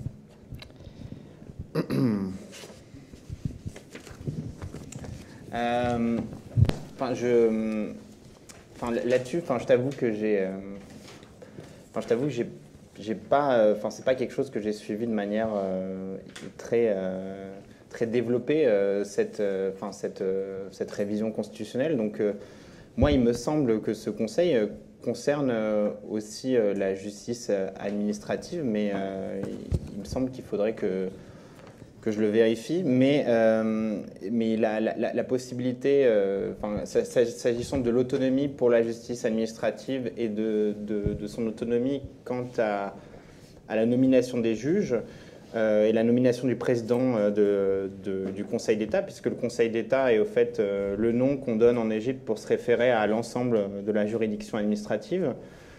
Donc, au fait, il y a eu la juridiction administrative, le Conseil d'État, donc ce qui se réfère à l'ensemble des juridictions administratives, s'est combattu notamment avec le régime s'agissant de la cession qui avait été faite, qui avait été voulue par les autorités égyptiennes de 2 îles entre la Jordanie, entre l'Arabie Saoudite et l'Égypte.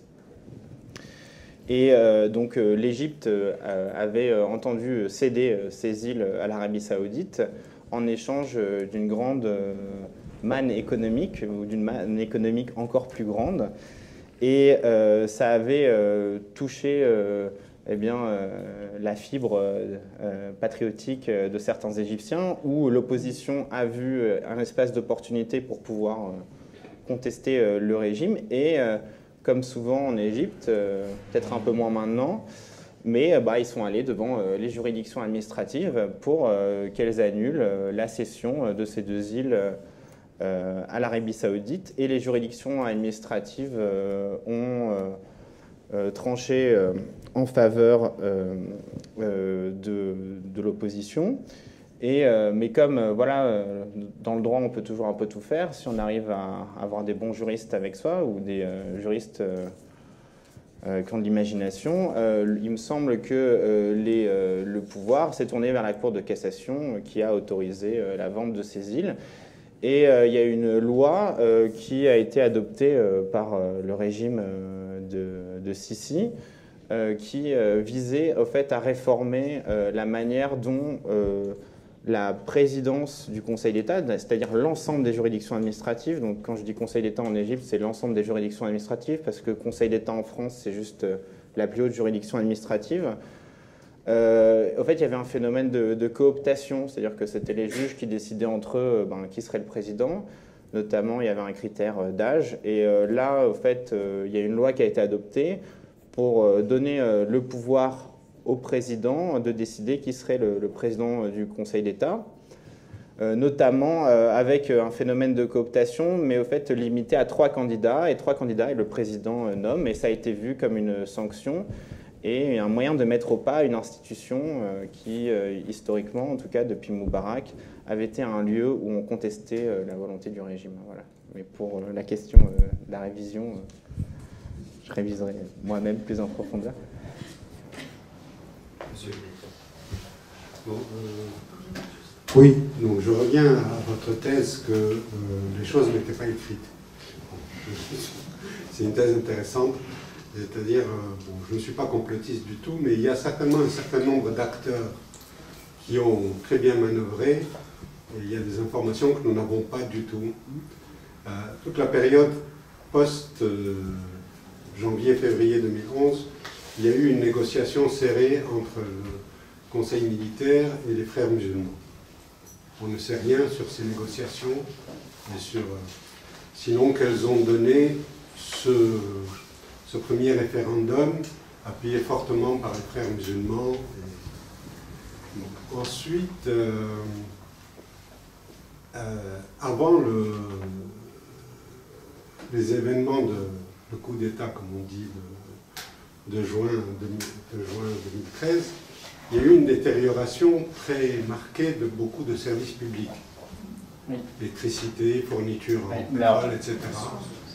Donc, enfin, pas le service public, mais donc, enfin, il y a eu des moments où, il faut le dire, les juges ont été aux ordres.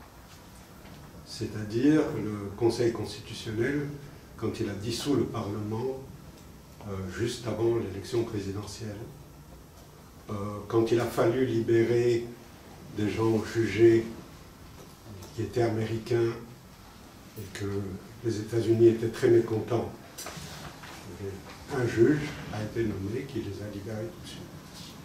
Donc il y a beaucoup d'éléments que nous ne connaissons pas, mais qui montrent qu'il y a un acteur, un groupe d'acteurs qui agit, bien sûr, dans des conditions d'incertitude, mais qui mène un peu la barque. Je ne suis pas complotiste, je refuse toute thèse complotiste, mais je pense qu'il y a des portent un képi. Pardon ? C'est des acteurs qui portent un képi militaire. Donc, voilà. Alors, sinon, si, on dit, il y a des gens qui sont mieux informés que je le suis, qu'à l'époque, il était, lui, nommé comme étant le successeur potentiel de Tantawi, avant même, donc, qu'il était naturel que, pour ainsi dire, il soit porté en avant, et pas n'importe quel officier favorable aux frères musulmans. Donc, Il fallait respecter l'institution, tout en écartant Tantawi, il fallait respecter l'institution qui était trop forte pour qu'on la bouscule. Donc, bon. Sinon, je rajoute juste un mot pour ce que vous vouliez dire. La loi par laquelle le président s'est arrogé le pouvoir maintenant de nommer les chefs des différents corps judiciaires parmi une liste proposée, cette loi, dit-on, est probablement inconstitutionnelle, selon la Constitution actuelle. Mais le Conseil constitutionnel, bien sûr, n'est pas pressé de le dire. Donc, dans la nouvelle Constitution, on va constitutionnaliser ce pouvoir en le mettant noir sur blanc. Voilà.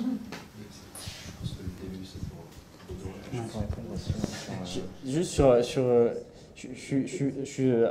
je suis entièrement d'accord et je vous rejoins totalement sur le fait qu'on ne sait pas tout, qu'il y a eu des négociations en coulisses, qu'il y a encore beaucoup de belles pages à découvrir et à écrire sur le sujet. Et c'est certain qu'il y a des acteurs qui ont un pouvoir d'intervention un peu plus fort que les autres. Et que le rôle de l'armée, par exemple, est vraiment déterminant. C'est le seul acteur qui peut décider à certains moments de choisir d'intervenir ou non. Mais ce choix, on le voit bien, justement, il n'est pas... c'est là que je pense qu'il n'est pas écrit. Vous parlez de la détérioration des conditions, etc. Je pense qu'en effet, il y a eu certainement des manipulations, mais pas totalement. Parce que sur l'électricité, par exemple, le problème qu'il y a eu, c'est que de 2011 à 2013, il n'y a eu aucun investissement dans les infrastructures électriques en Égypte. Et c'est ça qui a provoqué des coupures électriques. Elles se sont poursuivies après. La pénurie de gaz, en revanche, c'est pas vrai. La pénurie de gaz, c'est vrai que le 4 juillet, à nouveau, tout le monde pouvait aller remplir sa voiture et il n'y avait plus de queue dans les stations de carburant. Mais voilà, enfin, rien n'est figé ou noir et blanc, quoi. L'électricité et le gaz, là, je trouve ça assez intéressant pour ça parce que on ne peut pas tout mettre sur le dos de l'armée.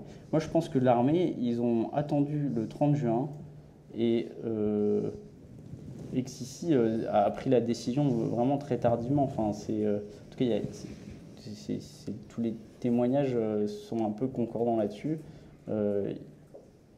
Il n'est intervenu le 3 juillet que parce que la mobilisation a été un succès. Mais c'était pas garanti. Vous avez beau manipuler tout ce que vous voulez, vous mettez pas, vous ne pouvez pas être sûr du résultat de la mobilisation.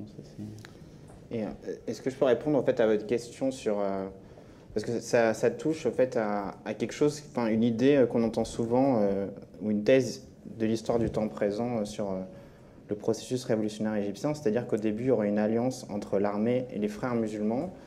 Alors moi je ne suis pas sûr parce qu'en fait on dit qu'il y a eu le comité El-Beshri qui a rédigé au fait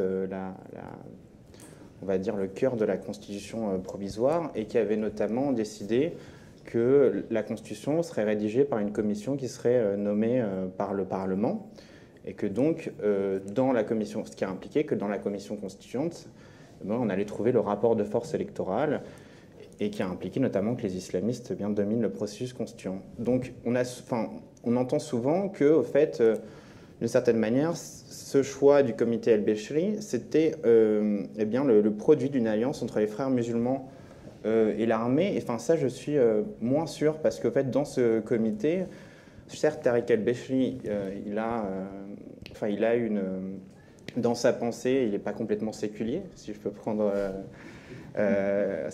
cette expression, c'est-à-dire qu'il envisage, il a un projet politique ou une idéologie politique qui se réfère aux valeurs de l'islam. Mais dans ce comité, il y avait aussi 3 juges de cette fameuse Cour constitutionnelle, dont on a vu qu'ils n'étaient pas franchement les copains des islamistes. Il y avait aussi Hatef El-Banna, qui était un membre du parti WAF, qui était un professeur de droit constitutionnel.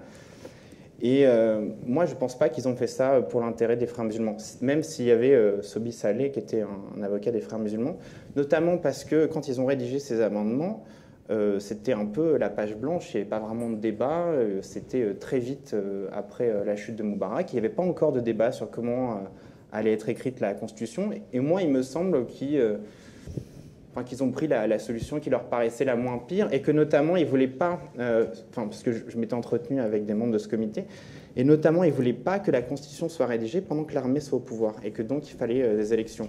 Bon, après, on peut en douter, on est dans l'incertitude historique, mais je pense même après que s'il y a une alliance qui se fait, c'est plus entre l'armée et ce que j'appelle les séculiers, parce que très vite, au fait, l'armée et les séculiers vont réaliser que les islamistes, après ce fameux référendum, eh bien, ils ont le contrôle du corps électoral. Et ils vont tous les deux un peu avoir peur des islamistes et de leur capacité notamment d'élaborer la Constitution. Et que ce soit l'armée et que ce soit les séculiers, ils vont être pour, au fait, réduire les pouvoirs de cette commission constituante et réduire le pouvoir du Parlement dans la nomination de cette commission constituante. Ils vont vouloir lui mettre des règles. Ils vont vouloir empêcher au Parlement de choisir n'importe qui dans cette commission constituante. Ils vont vouloir donner un pouvoir aux organes étatiques dans la nomination des membres de cette commission constituante. Donc moi, il me semble que certes, il va y avoir une alliance objective au moment du référendum entre l'armée et les frères musulmans, c'est-à-dire que l'armée veut que ça continue, veut que le cadre institutionnel qu'elle a pensé soit mis en place et que les frères musulmans, effectivement, ça les arrange bien. Donc, il va y avoir une certaine approbation dans la campagne du référendum. Mais ça veut, à mon avis, ça ne veut pas dire que c'est impacté le travail du comité El-Béchri. Et surtout, très vite, au fait, pour moi, il va y avoir une alliance objective entre l'armée et les séculiers pour réduire le pouvoir des islamistes dans la commission constituante, que ça passe par l'initiative de Yahya El-Gamal, qui va échouer en juillet, ou par le document El-Salmi, qui est sponsorisé au début par l'armée et puis par les séculiers, même si les séculiers vont l'abandonner. Et je voulais dire que vous aviez complètement raison. Enfin, moi, je souscris complètement à votre thèse sur la dissolution par le Conseil constitutionnel de l'Assemblée du peuple, qui était dominée par les islamistes, donc l'Assemblée du peuple, donc, qui était le Parlement, ou la chambre la plus importante du Parlement, qui avait été élue par les islamistes, parce qu'en fait, ils la dissolvent juste avant que l'armée doive quitter le pouvoir, c'est-à-dire juste avant que le président soit élu, et donc juste avant qu'il y ait un président et un parlement, et c'est-à-dire que le SCAF, qui était l'armée, eh bien, n'ait plus rien à faire au pouvoir, en fait, puisque, d'une certaine manière, il n'y ait plus de transition institutionnelle. Et donc, ils vont dissoudre l'Assemblée du peuple juste avant l'élection présidentielle, et donc juste avant que l'armée doive quitter le pouvoir. Et ça va permettre à l'armée de justifier de rester plus longtemps au pouvoir.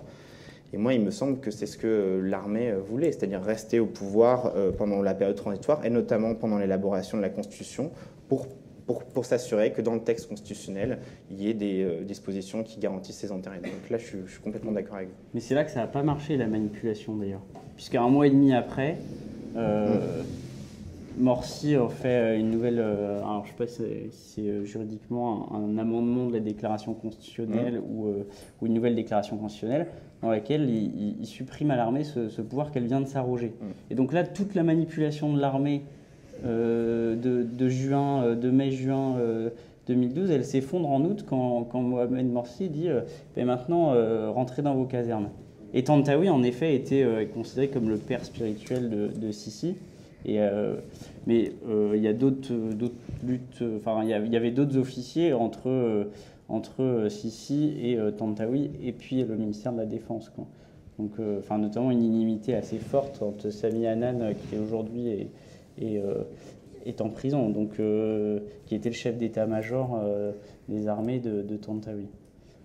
Mais vraiment, ce moment-là, on voit bien là, quand Morsi reprend les choses en main, que la manipulation de l'armée, là clairement, il y a quelque chose qui n'était pas prévu par l'armée, pas prévisible, et une manipulation qui échoue, quoi. Mais parce que en fait, l'armée, comme le dit Baudouin, ils vont adopter une révision de la Constitution provisoire pour dire bon, bah, le Parlement est dissous, bah, qui va exercer le pouvoir législatif? Bon, bah, c'est moi, c'est l'armée. Bah, Morsi, il n'est pas bête. En fait, il est élu après des élections d'une intensité dramatique folle, qui sont saluées comme les premières élections présidentielles libres de l'histoire du Moyen-Orient. Bon, il arrive au pouvoir, qu'est-ce qu'il fait? Bah, il fait comme l'armée. Il révise la Constitution provisoire, bah, il vire l'armée. Et ça a marché. Bah, c'est peut-être la seule chose qui a marché pour Morsi. Bonsoir. Alors, j'ai une question qui va peut-être être plus dans le domaine de M. Alexis, même si ça touche plus au droit international public, on va dire. Mais je me demande pourquoi, ou plutôt, comment est-ce que depuis justement le début de cette révolution qui a conduit au final à la révision de la Constitution et, comme vous avez pu le dire, à l'insertion de nouveaux articles qui promeuvent un peu plus les droits et libertés, et vous avez aussi parlé de la surabondance des textes et l'importance qu'on leur a accordée dans tout ce processus. Pourquoi, dans ce cas-là, on aurait pu penser en fait que tout ça allait conduire justement à une protection un peu plus effective des droits et libertés. Or, on remarque que malgré tout ce processus interne et malgré le fait qu'internationalement, l'Égypte soit également partie à différents traités internationaux qui sont supposés garantir ses droits et libertés, c'est pas du tout le cas en Égypte. Et du coup, je me pose la question des raisons de cela, et est-ce que ça ne serait pas aussi dû au fait que l'état d'urgence est toujours instauré en Égypte, ce qui pourrait justifier le fait qu'on veuille limiter les droits et libertés, en fait. Mais en fait, je comprends votre question et je comprends en fait la force que peut avoir la mythologie de l'élaboration de la Constitution, et que quand on élabore une Constitution, on élabore la norme suprême, et que du coup ça va se découler sur tout le système juridique, et que les mots vont se transformer en actes et en réalité. Mais en réalité, c'est une question d'interprétation, de quelle disposition on met en valeur, de quelle disposition on ne met pas en valeur, de comment on peut justifier, au nom de l'ordre public, au nom de la lutte contre le terrorisme, d'avoir une interprétation très restrictive des droits de l'homme. Voilà, à partir d'une vision réaliste du droit, on se rend compte que finalement un texte, dans un environnement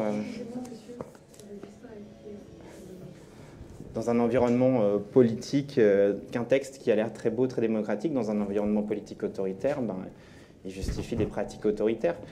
Et sur la question que vous posez sur le droit international, là aussi, on a les, je ne suis pas spécialiste de droit international, mais bon, on a les grands principes du droit international, avec généralement une protection des droits et libertés, éventuellement, je ne sais pas, de l'ingérence. On a tout un ensemble international, puis on se base, et puis on se heurte au fait à la force d'inertie des États souverains.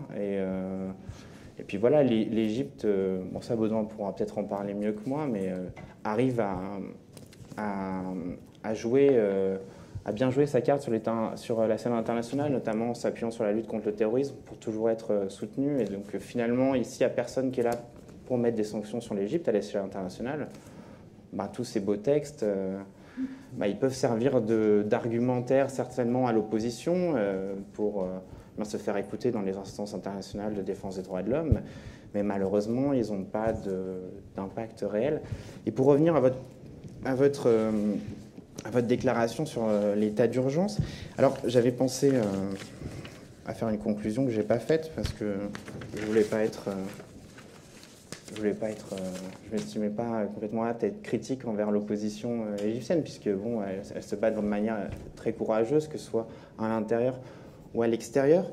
Mais au fait, l'idée de se battre en utilisant le langage juridique, en disant c'est pas constitutionnel, il faut virer l'état d'urgence, je pense effectivement que voilà, c'est un argumentaire qui porte, et notamment à l'échelle internationale, puisqu'on entend beaucoup les revendications juridiques. On aime bien la formulation d'un plaidoyer avec le langage juridique. Mais en même temps, ça peut aussi avoir un effet contre-productif, parce que ça fait croire qu'il y a quelque chose à défendre, en fait. Et je ne sais pas s'il y a tant de choses que ça à défendre en Égypte. Ça fait croire que si ce texte, si la révision constitutionnelle n'était pas adoptée, ben, ça irait mieux. Mais c'est difficile de voir comment ça pourrait aller mieux. Et surtout, d'une certaine manière, on peut aussi envisager que en fait, ça rend le droit important, en fait. Ça valorise le droit. Or, le droit, c'est l'outil, c'est aussi l'outil du régime pour réprimer. Donc, d'une certaine manière, ça solidifie l'outil qu'utilise le régime pour réprimer. Mais ça, c'est une intuition, mais c'est pas une déclaration définitive, mais voilà, ça peut faire partie des côtés un peu contre-productifs d'utiliser un discours juridique pour discréditer l'État égyptien. Parce que c'est ce que vous, justement, vous disiez par rapport au fait qu'il y avait une surabondance des textes, etc. Et dans tous les cas, il me semble que dans la constitution égyptienne, il y a, déjà, il y a le rôle du juge qui est important. Or, j'ai pas l'impression, justement, que le juge a un grand rôle à jouer là-dedans. Donc, je me demande où est-ce que lui se positionne dans la garantie de ses droits, en fait, qui au final... c'est vrai que je suis un peu moins l'Égypte, en fait, depuis la fin de ce qu'on appelle la période transitoire, parce que c'était la fin de ma thèse. Mais c'est la fin de la période que j'étudie dans ma thèse.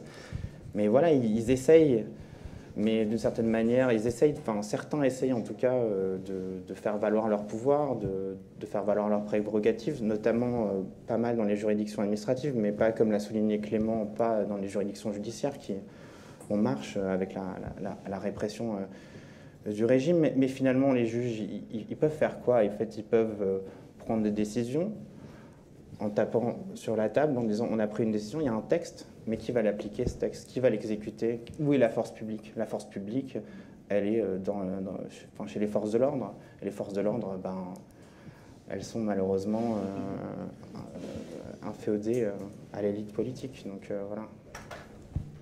Question de monsieur. Oui, moi je reviens à la question du caractère inévitable ou pas du coup d'État. C'est quand même un peu paradoxal qu'au moment où le peuple lâche les islamistes et est mécontent, on fasse un coup d'État. Ce serait le contraire qui devrait être logique. À ce moment-là, on laisse le peuple voter.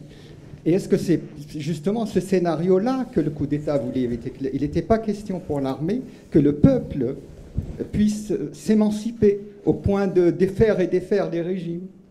C'est ça qui fait qui justifie ce côté paradoxal. C'est le scénario tunisien que l'Égypte voulait éviter. Bon, d'un autre côté, sur les questions de constitution, les constitutions dans le monde arabe, c'est souvent là parce qu'il en faut une pour faire moderne.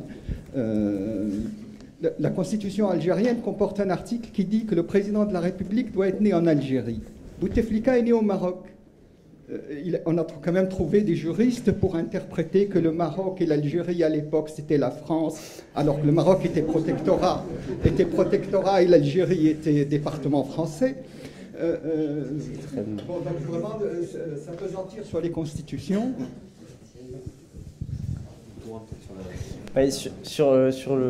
En fait, sur les élections, c'est intéressant ce que vous dites, mais il y a tout un processus de délégitimation de l'élection en fait pendant cette période de transition.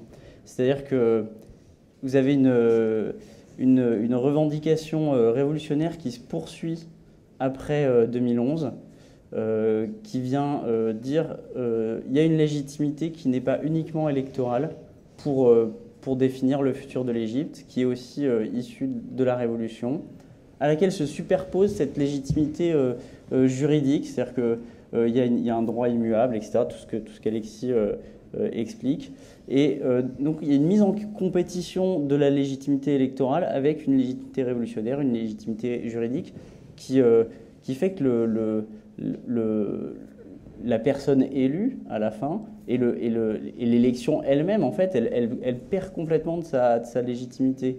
Et que l'armée peut intervenir au nom de la légitimité révolutionnaire qui a été défendue successivement par tous les acteurs. Et ils n'ont plus besoin de l'élection, puisque l'élection a montré qu'elle était quand même assez faillible et qu'elle pouvait être mise en compétition par d'autres sources de légitimité. Et oui, sur ce que vous disiez sur la Constitution, vous avez parfaitement raison. C'est ça la tragédie, au fait. C'est que finalement, une Constitution, on l'interprète, on trouve des juristes pour l'interpréter. et que finalement, bon, son contenu, c'est important, ça pose des contraintes de l'argumentation, ça institue des institutions. Les juristes sont très créatifs. Ben oui, ils sont très créatifs. Donc c'est ça qui est tragique, c'est qu'au fait, en Égypte, l'opposition à Moubarak s'est divisée autour du contenu de la Constitution, et à tel point qu'ils se sont tellement divisés que ça a permis à l'armée de reprendre le pouvoir et puis de les virer, d'en virer un, puis après de virer l'autre. Et notamment, moi j'avais parlé dans ma présentation de comment ils se sont divisés sur le contenu de la Constitution provisoire. Alors je me suis rendu compte que j'avais oublié d'évoquer comment ils se sont divisés sur le contenu de la Constitution de 2012, qui a été celle élaborée par Morsi. Donc là, ils se sont divisés autour de la question de la place de l'islam dans la Constitution. Donc c'est aussi pour ça que ça faisait référence de division entre islamistes et séculiers. Ils sont divisés autour de la manière dont était définie la charia dans le texte de la Constitution, autour du rôle que pouvait avoir Al-Azhar dans l'élaboration de la loi, de la manière dont était envisagée dans le texte l'articulation entre droit et liberté et référence islamique.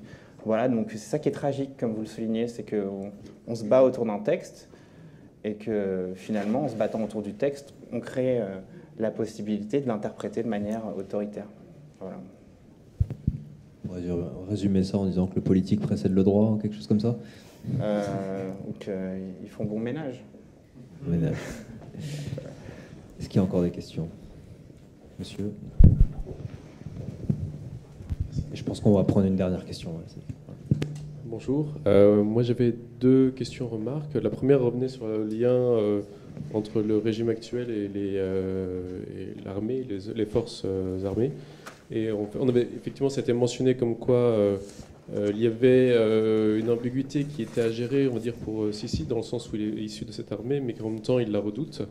Et vous avez mentionné notamment le fait qu'il il a essayé d'une certaine manière de les acheter en leur donnant beaucoup de marchés publics en matière de construction, d'affichage publicitaire, etc. Enfin, tout et n'importe quoi en réalité. Il y a aussi le fait qu'on a équipé l'armée avec de matériel de dernier cri, des ports hélicoptères qui étaient destinés à la Russie, que la France a finalement vendu à l'Égypte, les Rafales évidemment, les corvettes et d'autres... enfin, un certain nombre de... Donc vraiment, des super joujoux en quelque sorte pour ravir un peu l'armée. Et puis il y a aussi un peu une sorte de recyclage de ces élites militaires dans différentes institutions. On en a trouvé pas mal dans le Parlement, pas mal aussi à la tête des entreprises semi-privées, semi-publiques gérées par l'armée, et également tout le secteur de la sécurité privée qui a été beaucoup investi par les sécurocrates. Et donc ça, c'est aussi une manière pour eux de les maintenir contents d'une certaine manière. En même temps, on voit qu'il y a des failles intérieures. Il y avait ce journaliste Hassan Bahagat qui avait fait un article qui n'avait pas beaucoup plu, on va dire, sur un coup d'État qui aurait été étouffé au sein de l'appareil militaire. Il y a Sami Adnan qui s'était présenté. Il y avait un autre militaire plus... Mais il y a deux autres. En fait, il y a Ahmed Shafik qui est revenu. Et puis il y a un colonel voilà, qui a posté une vidéo sur YouTube. Ouais, puis qui a disparu. Il a disparu. Lui, il a eu le droit à un jugement bonne et due forme. Pour le coup tout à fait conforme au droit égyptien, c'est-à-dire par un tribunal militaire. Parce qu'il y a aussi un autre point dans la révision de la Constitution, c'est qu'il y a l'article 200, 204 et 234 qui donnent pas mal de prérogatives intéressantes à l'armée, particulièrement l'article 200. Alors, c'est beaucoup de la forme. Dans la révision Oui, dans la révision, qui en gros met l'armée comme garant de la Constitution, la démocratie et des droits humains, et enfin, de tout, quoi. En fait, ça entérine quelque chose qui est déjà en place. C'est-à-dire que depuis 2011, l'armée il se réfugie derrière des arguments juridiques pour intervenir. Donc, enfin, mais à supposer que c'est plutôt Sisi qui a...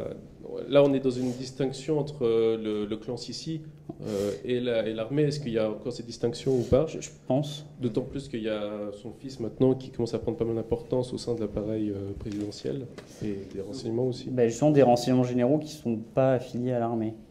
Et après, il faut bien qu'il donne aussi quelque chose à l'armée. Moi, je pense, enfin, c'est pas cette il y a deux choses sur l'armée, il me semble.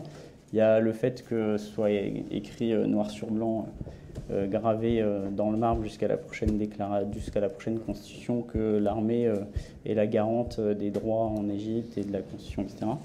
Et puis il y a la suppression de la... En fait, désormais, les tribunaux militaires pourront juger des civils pour des attaques contre l'armée. Avant, c'était des attaques directes. Là, le mot direct disparaît. Et donc, des attaques contre l'armée, donc indirectes, verbales. J'avais une dernière... Alors, peut-être... Oui, en fait, sur ce que tu disais sur les articles sur l'armée, alors celui-là, c'est les militaires sont les gardiens et protecteurs de l'État égyptien, de la démocratie, de la Constitution et de sa nature civile. Ça sent bien, ça sent bon la justification quand on fait un coup d'État pour garder l'État égyptien, la turque d'une certaine manière. Pardon ? Un peu, oui, peut-être, voilà. Donc c'est vrai que c'est un article qui n'a pas de force normative directe, puisqu'on ne voit pas vraiment les conséquences directes et quelles règles ça implique, mais c'est vrai que c'est un bon article à coup d'État constitutionnel. Mais, et pour les deux autres, la question des pouvoirs des juridictions militaires, donc étendre les pouvoirs des juridictions militaires, donc la possibilité pour les juridictions militaires de juger plus d'individus, et le fait de pouvoir choisir pour le Conseil supérieur des forces armées, de choisir le ministère de la Défense, c'est qu'on voit qu'il y a une permanence au fait de la manière dont l'armée envisage ses intérêts dans les textes constitutionnels, parce que ce fameux article sur l'armée en tant que gardien et protecteur, on l'avait retrouvé dans le document El Salmi, qui visait à imposer des limites à la commission constituante après la Révolution. Et la question des tribunaux militaires, ça faisait quelque chose, ça faisait partie des choses que ses représentants défendaient dans la commission constituante. Pareil pour le pouvoir, pour le contrôle sur la nomination du ministre de la Défense. Et les autres choses qui intéressaient l'armée, c'est le fait que son budget soit secret et le fait qu'elle soit consultée ou qu'elle ait un pouvoir sur le vote de loi qui la concerne. Voilà. Merci beaucoup à vous deux. Je pense qu'on va s'arrêter là. On a largement dépassé le temps imparti. Je vous souhaite à tous une très bonne soirée.